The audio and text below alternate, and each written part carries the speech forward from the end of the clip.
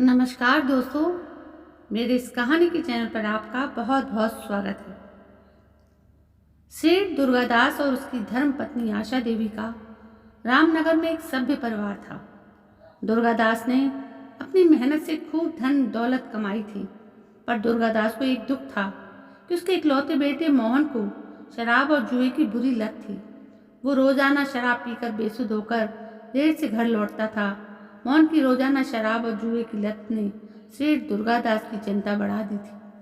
हर समय दुर्गादास और आशा मोहन को लेकर काफ़ी परेशान थे। एक दिन दुर्गादास ने आशा से कहा, कहते हैं, आशा, मैं सोच रहा हूँ कि मोहन की शराब और जुए की लत बढ़ती ही जा रही है।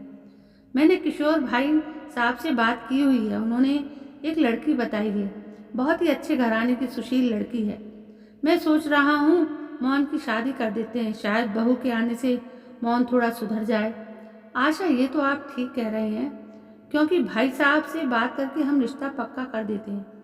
सेठ दुर्गादास अपने मित्र किशोर से बात करके लड़की के घर वालों से बात करते हैं। उसी शाम मोहन जब घर आता है, सेठ दुर्गादास उसे कहता है, मैंने तुम्हारे लिए लड़की पसंद की है। लड़की अच्छे घराने की पढ़ी लिखी है। मोहन कहता, मुझे कोई शादी नहीं करनी पिताजी। दुर्गादास कहते हैं, मोहन, अगर तुमने इस शादी के लिए मना किया तो तुम्हारा खर्चा पानी पैसे सब मिलने बंद हो जाएंगे। पिता की कई बातों को सुनकर मोहन डर गया और शादी के लिए हाँ कर देता है। कुछ दिनों बाद मोहन की शादी सुहाना नाम की लड़की से हो जाती है। सुहाना बहुत ही सुशील और समझदार लड़की थी। वो अपनी सास आशा और ससुर दुर्गादास का बहुत ध्यान रखती थी, पर मोहन उसको बिल्कुल भी पसंद नहीं करता था। दुर्गादास ने सोचा था कि मोहन की शादी के बाद शायद आदतें सुधर जाएंगी, पर ऐसा बिल्कुल भी नहीं हुआ। मोहन अभी भी रोजाना शराब के नशे में ही रहता था।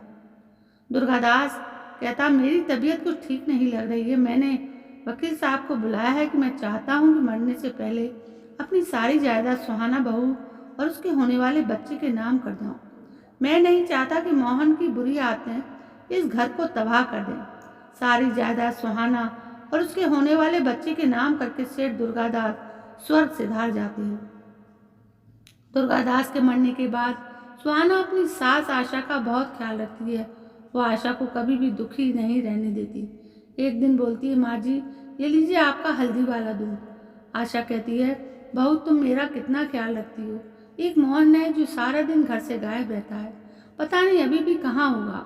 माँ, ये सब क्या है? पिताजी ने सारी जायदाद सुहाना के नाम क्यों कर दी, जैसे मैं तो उनका बेटा ही नहीं।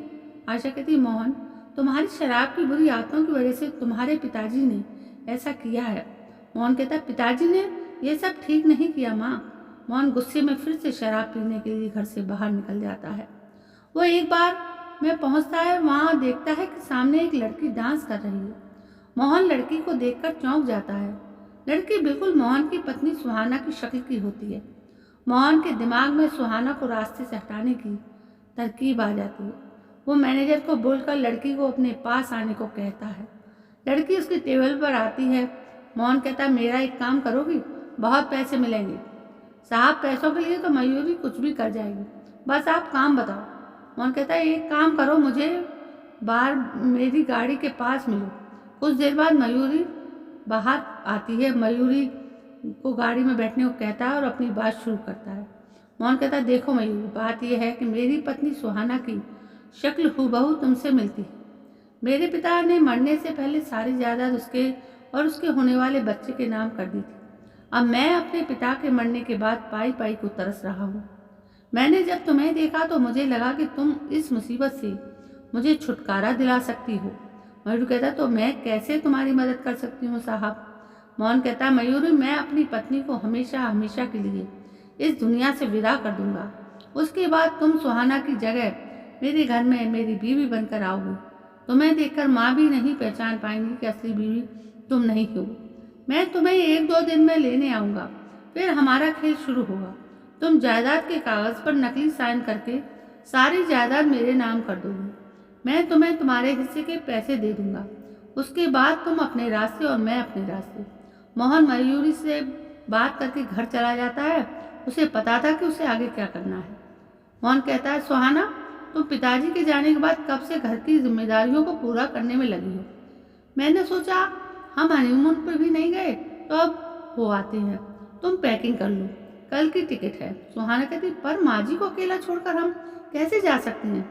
आशा कहती, बहू मुझे पता है तुम मेरा बहुत ख्याल रखती हो, पर मोहन का भी तो तुम्हारे लिए कुछ फर्ज बनता है, और ये तुम्हें घूमने ले जा रहा है तो मुझे बड़ी खुशी होगी। तुम दोनों हमेशा खुश रहो मेरे बच्चों। मोहन सुहाना को गोवा ले जाता है। वो एक जहाज किराए पर लेता है और मौका देकर मोहन सुहाना से कहता है, देखो वो मछली कितनी सुंदर है। सुहाना कहती, कहाँ है, मुझे तो दिखाई नहीं दे रही। मोहन, अरे थोड़ा नीचे देखो। सुहाना, मोहन बचाओ, मैं डूब जाऊंगी। मोहन सुहाना को समुद्र में धक्का दे देता है और सुहाना बचाओ बचाओ चिल्लाती रहती है, पर वो उसकी आवाज़ को अनसुना करके चला जाता है और गोवा से सीधा वापस रामनगर आ जाता है। फिर वो मयूरी के घर जाता है।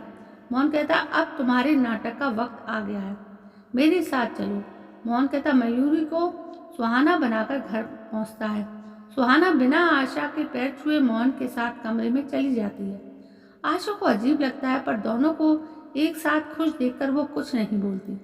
एक दिन आशा कहती है, ये आजकल सुहाना बहू को क्या हो गया है, जब से गोवा से आई है कुछ बदली बदली सी है।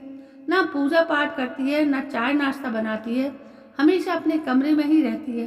एक बार पूछ कर आती हूँ शायद तबीयत ठीक है कि नहीं। आशा कहती है, सुहाना बहू आजकल बड़ी देर तक सोती हो, तबीयत तो ठीक है तुम्हारी। मयूर कहती, ए बुढ़िया मेरी नींद खराब मत कर, मैं बिल्कुल ठीक हूँ और जल्दी उठूँ या देर तक सोऊं, तेरे बाप का क्या जाता है। यहाँ से जा और मुझे सोने दे। आशा कमरे से रोती हुई बाहर आती है। उसे यकीन नहीं होता कि सुहाना इतनी कैसे बदल गई। मोहन कई बार मयूरी को जायदाद के कागज पर नकली साइन करने की बात कह रहा था, पर वो बार बार टाल देती थी। एक दिन मोहन कहता है, मयूरी मैं कितने दिनों से तुम्हें बोल रहा हूँ कागजात पर साइन कर दो, पर तुम इतने दिनों से टाल ही रही हो। अगर तुमने मुझे ज़्यादा समझदारी दिखाई या कोई हेरा फेरी की तो याद रखना मैं तुम्हें इस घर में सुहाना बनाकर ला सकता हूँ और निकाल भी सकता हूँ। मयूर कहता, अरे डार्लिंग पतिदेव, वो अभी मैं नकली साइन की प्रैक्टिस कर रही हूँ, जैसे ही सीख जाऊंगी कर दूंगी। मोहन गुस्से में वहाँ से चला जाता है। मयूरी के बॉयफ्रेंड सतीश का फ़ोन आ जाता है। सतीश कहता, अरे मेरी जान मयूरी कहाँ हो आजकल, बाहर में भी नहीं दिखती। मयूरी कहती, बस समझ लो एक मुर्गा फंसाया है जिसे हलाल करना बाकी है बस। मयूरी कहता, सतीश को सारी बात बताती है और शराब पीने के लिए घर आने को कहती है। कुछ ही देर में सतीश अपने कुछ दोस्तों के साथ मोहन के घर आ जाता है। मयूरी सतीश और उसके दोस्तों के साथ शराब और सिगरेट का नशा करने लगती है। इतनी देर में आशा आ जाती है और वो मयूरी से कहती है, आशा, सुहाना बहू, ये सब क्या चल रहा है, ये लोग कौन हैं? तुम इन गुंडे लोगों के साथ बैठकर शराब और सिगरेट पी रही हो, तुम्हें शर्म नहीं आती? इस घर की बहू होकर तुम ये हरकत कर रही हो, आने दो मोहन को जरा। मयूरी कहती, बुढ़िया तू क्या बताएगी अपने बेटे को, वो खुद ही गलत है, और मेरे दोस्तों को तूने गुंडा बोला, तुझे तो मैं अभी बताती हूँ। मोहन, मयूरी तुमने मेरी माँ पर हाथ उठाया, मैं तुम्हें जिंदा नहीं छोड़ूंगा, निकल जा मेरे घर से। तुम्हें शायद कोई गलतफहमी हो रही है मिस्टर मोहन, ये घर तो कब का मेरे नाम हो चुका है, यानी कि सुहाना के नाम। निकलोगे तो अब तुम दोनों माँ और बेटे। सतीश कहता है, इन्हें जिंदा मत छोड़ो मयूरी, इन दोनों माँ बेटे को जान से मारना ही ठीक रहेगा, जिंदा रहकर ये हमारे लिए खतरा बन सकते हैं। मैं इन लोगों को साथ ले जाकर दोनों माँ बेटों को खाई से नीचे फेंक देता हूँ, उनकी लाश को पुलिस के कुत्ते भी नहीं ढूंढ पाएंगे। मयूरी कहती, हाँ ये ठीक रहेगा, इन दोनों को मारना ही चाहिए। आशा कहती, मोहन ये सब क्या है? मोहन कहता है, माँ ये मयूरी है। आशा कहती, तो मेरी बहू सुहाना कहाँ है? मेरी बहू सुहाना कहाँ चली गई? मयूरी कहती, तुम्हारी बहू सुहाना को तो तुम्हारा बेटा कब का जान से मार कर जा चुका है, गोवा में इसने उसे समुद्र में फेंक दिया था। आशा कहती, मोहन तुझे बेटा कहने में मुझे शर्म आती है, मैंने तुझे अपनी कोख से जन्म दिया है, तू मेरा बेटा कहलाने के लायक नहीं है। आशा रोने लगती है। सतीश और उसके साथी आशा और मोहन को पकड़ ले जाने लगते हैं। तभी पुलिस आ जाती है। इंस्पेक्टर कहता है, गिरफ्तार कर लो इन लोगों को। इंस्पेक्टर, सुहाना जी, आपको डरने की अब कोई ज़रूरत नहीं है। हमने इस नकली बीवी को पकड़ लिया है। आशा कहती है, सुहाना मेरी बहू, तुम जिंदा हो, ईश्वर का लाख लाख शुक्र है। सुहाना कहती, माँ जी, कुछ मछुआरों ने मेरी जान बचाई और जैसे तैसे यहाँ पहुँची, पर मैंने जब मयूरी को मेरी जगह यहाँ देखा तो मैं सीधा पुलिस के पास मदद के लिए गई और इन्हें सारी बात बताई। इंस्पेक्टर, मोहन जी, आपको भी हमारे साथ पुलिस स्टेशन चलना होगा। सुहाना कहती, नहीं इंस्पेक्टर साहब, जहाज पर मेरा पैर खुद फिसल गया था, इसमें मोहन की कोई गलती नहीं है। आपने मेरी इतनी मदद की, इसके लिए शुक्रिया। आप इन लोगों को ले जा सकते हैं। पुलिस मयूरी और सतीश को गिरफ्तार कर लेती है। आशा मोहन से कहती है, देखा मोहन, आज अगर सुहाना तुम्हारी मदद ना करती तो सब कुछ बर्बाद हो जाता, हमारी जान भी चली जाती और तुमने इसे जान से मारना चाहा। मोहन सुहाना कैसे कहता है, मुझे माफ़ कर दो, मैं अपनी बुरी आदतों के नशे में सही और गलत का फ़र्क भूल गया था। सुहाना कहती, नहीं नहीं, आप मुझसे माफ़ी मत मांगिए, जो होना था सो हो गया। आप दुखी मत होइए, मैं आपसे बिल्कुल भी नाराज़ नहीं हूँ। सुहाना की अच्छाइयों ने सुहाना को जिंदा रखा और उसने अपने परिवार को भी बचा लिया। उस दिन मोहन भी सुधर गया और काम पर जाने लगा। ये देखकर आशा बहुत खुश होती है और सुहाना को गले से लगा लेती है। आशा की ये खास और मज़ेदार कहानी आपको कैसी लगी? मैं तो झोंके में गलत ही बोल रही हूँ।